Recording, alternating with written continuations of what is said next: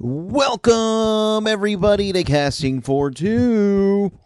This is episode number 138, and this is my special RTX episodes. This is the first one going out. Before I get into the guest for this episode, I would like to say 5-4 Club.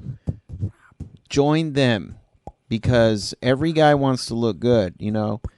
Every guy wants to look as good as he feels inside, and 5-4 Club helps you achieve that. So go on the website, subscribe. You click on the link and save some money doing it by clicking on the links, because I'm here for you. I am the everyman. Or I don't know if me saying I am the everyman kind of makes me not the everyman, but I think I am. So there. I am, so it must be true, right? The old millennial slogan. Anyway, and as always, Twitter and Instagram both are at Casting for Two. But my guest for today, I had the opportunity to head down to RTX 2016, and I interviewed Jordan Cwierz. And he is an animator, director, writer. He's worked on the Rooster Teeth Animated Adventures.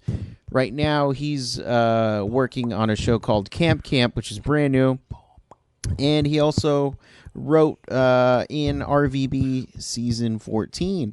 So I was very excited to chat with him, and also to play a little cheeky game, because I like the Rooster Teeth employees, and I like to have fun with them, because that's what all life is about. That's right. But you know what? Let's get into this episode. So sit back, relax, and Chris, cue the music, please.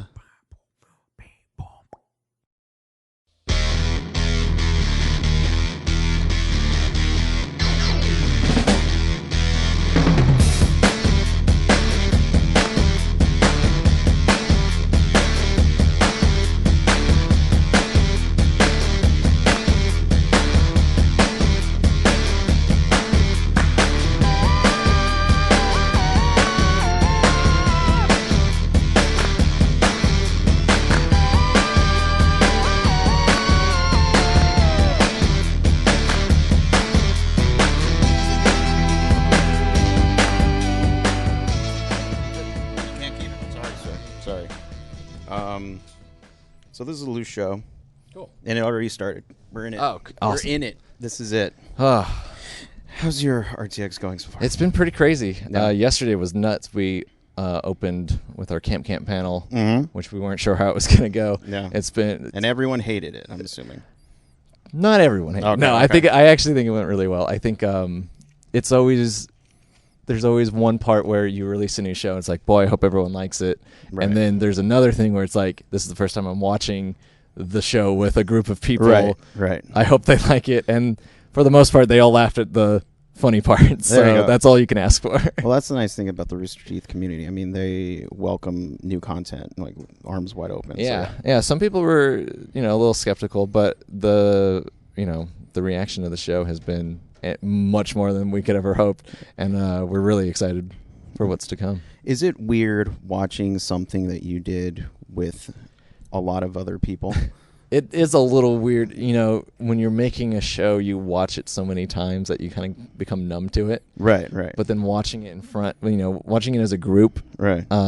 Even like every Friday when new Camp comes out, we get everyone on the team together. Other people from like the 3D animation team come in and watch it. We all gather around a computer and watch it. Yeah. And it always seems fresh when you watch it with it's like a new perspective. Right. And yeah, it's weird up until that point, where it's just like, it's like, how bizarre, something like that. Yeah. Yeah. It's like, how did we make this almost? I go back and watch like X-Ray and Vav season 2, and I'm like, boy, how did we pull this off? So what's your sleep schedule like? How much you sleeping? I had to wake up a little early today. It was about 1 to 7. Solid 6 hours of sleep. Not too bad. That's not bad. Yeah, I could have stayed out a little later and decided to do myself a favor and not do that. Right. Yeah. It's like you only get what you give. Yeah. I'm like a veteran of RTX. Right. Exactly. I know exactly how much sleep I need. Exactly. Yeah. You know when to drink at exactly what time. How long. Yeah. Oh, it's smart. See, this is my third RTX. The first time it happened on, like, the first day was on 4th of July. Right. So I was like, okay, let's go out, go bar hopping, stayed out till 2 a.m. Next day I was just, here, you just answer. You ask yourself questions. Interview yourself. Yes. Just talk to yourself. I'll dub in my voice later and bop. So. Yeah, it's always it's a holiday weekend too, so people are already down here anyway. Right. And then on top of that is like 60,000 other nerds. Correct. So it's just a madhouse down here. Yeah. It's nice though. It's funny to see.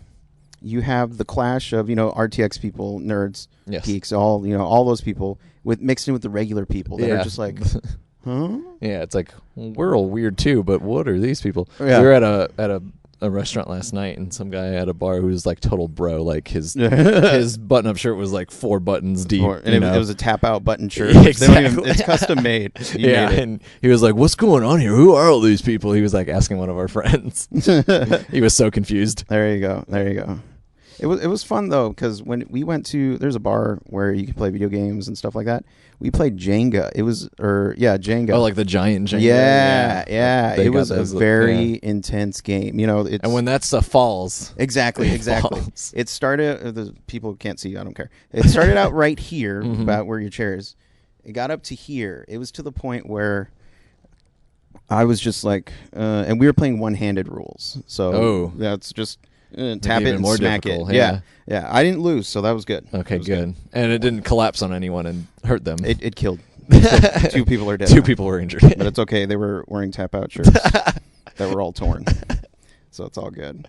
What are you doing for the 4th? Okay, first of all... I don't usually get to celebrate the 4th because of RTX. Right. And I don't even remember what I did for it last year. Okay. So this year we're making it a point to have some people over and have a barbecue or something. Okay. So everyone can relax. Yeah. Right. And we actually we are lucky enough that it's the day after RTX and we get the day off. So I'm just gonna try to recover. There you go. I'm actually looking forward to it. There you go. Do you have this is a weird question, but do you have a favorite holiday? Favorite holiday? Probably Christmas. Christmas. Yeah. Even though like now I'm an adult and I don't get as excited for it. Right. Like how excited I was when I was a kid. Still like. It's left over from that. Right. No, well, because they always say Christmas is a kid's holiday, whatever. Yeah. And I celebrate with my family. My sister has kids, and it's more geared towards them. I'm like, well, what about me? Like, yeah. It's like I remember when I used to get a bunch of cool stuff that I'd be really excited for. Now I got socks. Yeah. Well, but then it's like. Also, like I'm gonna wear these socks. Like, these socks are actually pretty cool. So, like in the long run, adult, it's like okay, these are nice. I got an office chair. That's a good present for an adult. I reacted very poorly at the time. I was just, what is this? I don't want this. Now, I use it every day. Yeah. But, it's not something you want for Christmas, I guess. Exactly. Christmas is like you want exciting stuff. Christmas has always been about toys. If I get clothes, it's like, no, I don't want that. This is a waste. Exactly. So, office chair. It's comfortable, but it's just, Yeah. It's no fun opening it. Yeah, because it's just a big box. Yeah. And I have the... ability to guess my gifts, so I'll just like, oh, this is a hat, and it's a hat. Yeah. So it drives my parents crazy. So they don't. Did they ever try to disguise your gifts? Yes, they did. They got me a PlayStation 3, but they put it in a little tiny box, and they just put the controller in there. I said, it took you like 25 years to learn how to trick me. Yeah, and they haven't done it since. That was it. So, but it's all good. It's all good. Let's see. Yeah, waterfalls. They're cool. You have waterfalls just written down? Yeah. I agree. Okay. Waterfalls are cool. Okay, so... I like caves behind waterfalls. Caves or waterfalls. Yeah. So I'm going to be completely honest. I issued you a Twitter challenge. I asked people for obscure 90s songs. Oh, goodness. So I've been dropping them all through this interview. Don't go chasing waterfalls. Waterfalls was... I couldn't... get that in there. Yeah. So I just put. You just said waterfalls. Now I'm trying to think back of what we've been talking about. I got How Bizarre. Okay, there you go. Yeah, 96. New Radicals. You only get what you give. When did you say New Radicals? No, this is the song titles. Okay. I'm telling you the band, yeah. Okay. And that one was 98. Mbop. I got that in there because I'm that good. I don't even remember. Because I'm that good. I love Hanson though. Natalie Imbruglia, Torn. Oh my! Creed with Arms Wide Open. I'm gonna go back and listen to this and catch all of those now. I got all of those in. I remember you saying How Bizarre. I was like, yeah. That seemed like a non sequitur. That was a little shoehorned in. Yeah, well, it kind of made it fit. But I was just like, waterfall. There's no chance. I'm gonna waterfalls, they're cool. Yeah, they're cool. Yeah, just don't chase them. Yeah. Do you have when you're working and you're creating the content, is there something you go back to, like have running in the background, whether it's music or movies, television, whatever? No, it's not usually. I try not to, because I find myself doing this a lot, is when I watch something that I like a lot, I'm just like, I'm going to do all this stuff and put it in my show. Right, okay. Which I would do if, I didn't have self-control, so I try not to do that. Usually what I like to have on while I'm working is, this is weird, I put on Legend of Zelda speedruns. Okay, yeah. So I watch those a lot, and usually Ocarina of Time or Majora's Mask, and those are just like, I just absorb them in like my peripheral. Right. So I think I'm almost good enough to actually do a speedrun. I should try it. You should. I've never played Until Dawn, but I feel like I can beat it 100%. Just because of all the gameplay videos I've seen and all the choices, like I can master that game. Yeah. I got it memorized. Yeah, I got it. I could save that one chick and that one guy. Yeah, I could save. You don't even know the story, but you know how it works. Yeah. Instead of having stuff on when you work that you like, what if you put stuff on that you don't like? Yeah, don't make this. And then you can, and it motivates you. I can do better. Yeah, watch the Star Wars prequels or something. Yeah, or Food Fight. Food Fight. You that's where you hate Food Fight. We were just recently talking about Food Fight, and we tried to watch. I have never actually watched the movie, but I watched the JonTron review of it. Okay. Even that is hard to get through because the movie's so bad. Yeah. It's just like every time they show the movie, it's like, why is this existing? What is Food Fight? It's this terrible 3D animated movie. Okay. That was supposed to come out in 2003. That came out in like 2011, I think. It was delayed. Because it was that good, and it just kept getting delayed, and it cost $65 million to make. It looks we make better stuff, right? Far and away, right? And with a much smaller budget. I don't know why this movie needed to get made. It's just terrible motion capture. Like the rigs are breaking. There's like bad compositing. It's the worst movie you could ever watch. Okay. And I would not recommend watching it. I would actually recommend watching the JonTron review of it. Okay. Instead. Okay. Interesting. Yeah. No. It sounds like something familiar, but I've just it's got these actors. It's got Charlie Sheen. The Sheener. It's got Christopher Lloyd. The Lloydster. Yeah. It's got Eva Longoria. The Longoria-ster. The Longoria-ster. Yeah. The Tony Parks. What? No. Okay. Yeah. No. It's awful. Okay. That's interesting. I got to check that out. Don't check it out. Just the review. I don't see when I watch a movie. Have you heard of movies like Troll 2? Oh yeah. Yeah, and then House of the Dead. Like that's crap to me. Yeah. So anything above that is fine. It's all good with me. So that's why when people say, "Oh, Batman v Superman was the worst movie ever," it's like, well, I mean, it's just the worst movie you've seen so far. Right, exactly. I mean, come on, compare it to Troll 2 and watch House Troll of the Dead. 2 maybe. It's like, come on, really? Or Food Fight. There we go. Okay.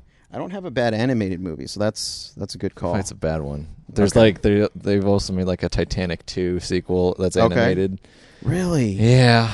Do it's they like it got unsunk or something, or like another ship. They reanimate Jack from the water, and now he has frozen powers. It's basically just like the first Titanic, but it's called Titanic 2 and it's animated. Oh my god! See, I kind of want to see that because that sounds weird. It's in the vein of so bad it's good. Almost. Right? Yeah. There we go. Yeah. No. What kind of music do you like? Actually, not a big. You're not a I music like guy? 90s music. I like. Yeah. No, well, because I go down YouTube rabbit holes where I'll put on one music video. You just keep going. And it just keeps going through the 90s. I can't tell you how many times I've heard Steal My Sunshine in the past. Man, that song would drive me weeks. crazy if you listened to it too much. I mean, if you kind of don't listen to it, it's okay. It's one of those songs that's not meant to be listened to. Again, yeah, not really paying attention to it. Exactly. Yeah, just have it on in the background. Cool. And it's just sometimes when I write, I just do have background noise. Sometimes it's good to... Yeah, oh man, one time when we were... Lindsay and I were writing an episode for X-Ray and Vav. We had to get this like script done, and we couldn't leave. Yeah. So to make us focus on it, we put on the 10-hour loop. I think it was just when Splatoon was coming out. Okay. And they had that song, like, "You're a kid now, you're a squid now." Okay, yeah. And somebody had made a loop of that where it just goes, "You're a kid, you're a squid, you're a kid, you're a squid" for 10 hours. Okay. And it was just that repeating. It's like, don't look up, just keep writing. Let's focus on this. It works surprisingly well. So sometimes music can, make you more productive. Right. Because here's the plan. We can turn this off if we finish everything. And we won't lose our minds. There we go. Is that hard to do? Hit deadlines and stuff like that? It can be, yeah. I think it's something we're getting better at. Mm-hmm. Especially with Camp, something we did, which was the first, was an actual writer's room, writing team, instead of like, usually most of our shows have been one or two writers just cranking them out. Mm-hmm. Camp was very collaborative, where it was just us in a room throwing out jokes, about the characters, jokes in general, saying what we could, make into an episode. Mm-hmm. And it's the most fun I've ever had working on anything creative before. Yeah. Right. Miles, Carrie, and Gray are super funny guys. They're okay. They're fine. Yeah. They're fine. Yeah, Miles is okay. Yeah, he's all right. Is there another type of show that you would like to do? Whether it would be...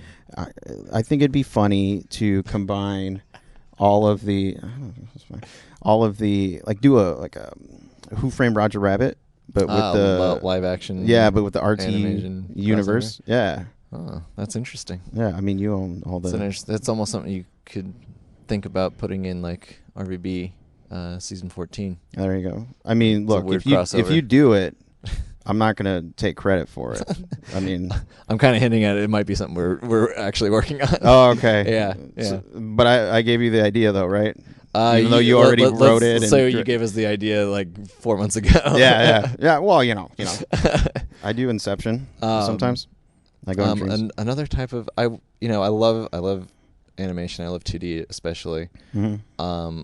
When we do a lot of comedy stuff, it would be kind of interesting to do something more dramatic, or just something with a little more emotional depth to it. I think playing around with some more tools of the director or the filmmaker, right, would be kind of fun. It's things that I try to apply to Camp, when you can, but for the most part, it's all very comedic. So right. I think it'd be fun to do something dramatic in the future. There you go. There you go.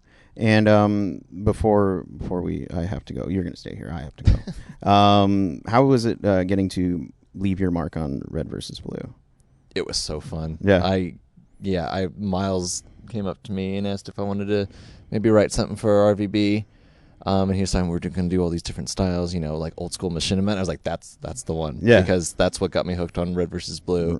There's a big nostalgia factor for me to like get back and write like the old style, just guys sitting around type of deal. Yeah. Getting into wacky situations, and it was a dream come true. Honestly, like it made me think about when I had first watched it. Like I was like 12 years old when I first found Red versus Blue, and to think that I would ever be able to like write just 3 episodes for it would have been crazy. But yeah, here I am. How bizarre. Yeah, exactly. How bizarre.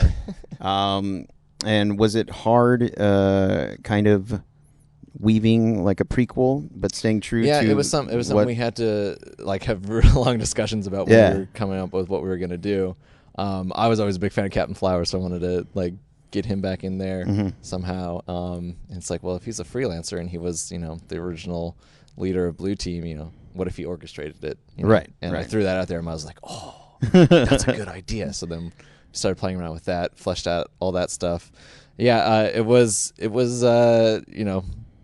maybe we kind of mess some stuff up maybe that we can explain away later, but I think for the most part we got it. Yeah. And I think trying to write for the characters was really interesting too, because I'd never actually tried to write for them, and I feel like I know the characters so well. But Miles gave me the best compliment in the world when he read the first draft of the first episode and was like, "You write Griff better than I do." There we go. And I was like, "Cool, I did something." There you go. And so for the people at home who would like to keep track of what you do, yes, what is your home address? or your Twitter, whichever. Yeah, you could just follow me on Twitter at Jordan Cwierz, Cwierz. There we go. I before E. Except after C. There we go, Jordan. Except after Jordan. Well, unfortunately, it's closing time. Semisonic 98 good one. And Mambo number 5. I got Tub Thumping. Yeah, Tub Thumping. Nah, that was that not. That's not a 90s song. Shit. It is, but okay. I thought that was a little bit too obvious.